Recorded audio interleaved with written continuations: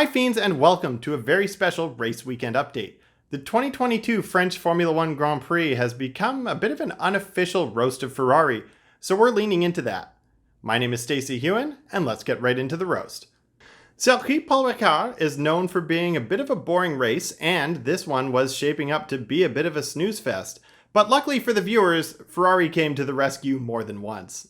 Charles was looking good, leading the race right up to the point where it seemed like he realized that Ferrari wasn't going to screw up. So he yeeted his car off the track, in keeping with Ferrari tradition. There was some concern that there was yet another throttle issue with his car, but Charles assured everyone after the race that no, he was simply imitating his old mentor Sebastian Vettel in Hockenheim 2018.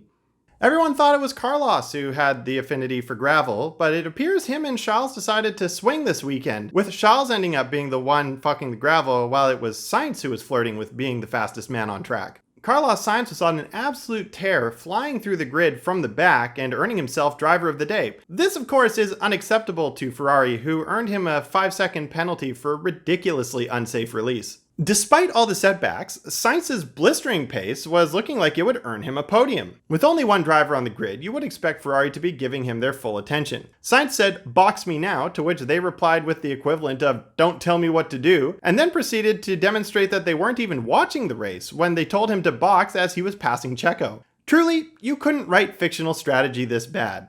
If this happened in a movie, it would be deemed too stupid to be realistic. At this point, it seems like Ferrari is trying to get a deal with a production company to sell the movie rights to the disaster that is this season. They need to make up their minds though, as it isn't clear yet whether they want this to be a comedy or a tragedy. Charles Leclerc's anguish was so raw after this race, causing many people to question how much emotional pain can one man endure. This caused Ferrari concern that their secret involvement with the revival of MK Ultra had been discovered, and that they were performing this exact study on their drivers this season. Now for a quick break from the Ferrari roast, we have the Canadian positivity guy with a summary of everything else that happened in the 2022 French Formula 1 Grand Prix. My god, that was boring. I've had a better time watching Canada Gooses migrate. Aside from the degens at Ferrari, not a whole lot happened. Lando finally got his freezies from Willie's white van and tried to big league his team, saying they don't deserve any. Give your balls a tug, bud. On hot days, everyone gets a freezie. Seb was clearly not worried about his future at Aston Martin and decided to scrap with Stroll at the end there, even bumping into him at one point. Mercedes got a double podium thanks to my boy Latifi, who was donking around and ended up taking K-Mag with him. But the thing we're all going to be feeding the ducks to later is Alonso's incredibly strong finish.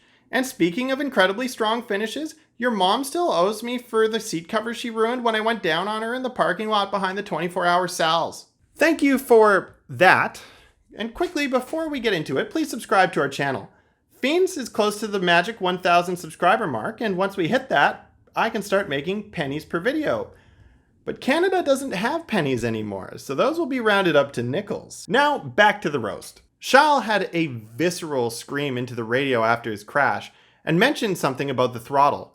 After the race, he took full responsibility for the accident, claiming the team was not at fault at all, while the pattern of his blinks spelled out throttle in Morse code. The amount of blood and erections this weekend remained net neutral, as all the limp dicks at Ferrari were evened out by Mercedes' double podium. Sebastian Vettel has been looking chipper these past few weeks, finally shaving his beard and even joking around during press conferences. When asked why, he replied with one word in German: Schadenfreude, as he looked over at the Ferrari garage. For the spicy meme of the week, we have "So Depression Begins Again" posted to Our Formula Dank by Hornblower200, and this one is pretty self-explanatory.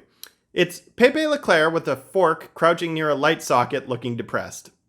Absolute pain. Thanks for tuning in once again. If you liked this video, please give it a like. If you know anyone who might enjoy it, please share it with them, and of course, subscribe if you want to see more.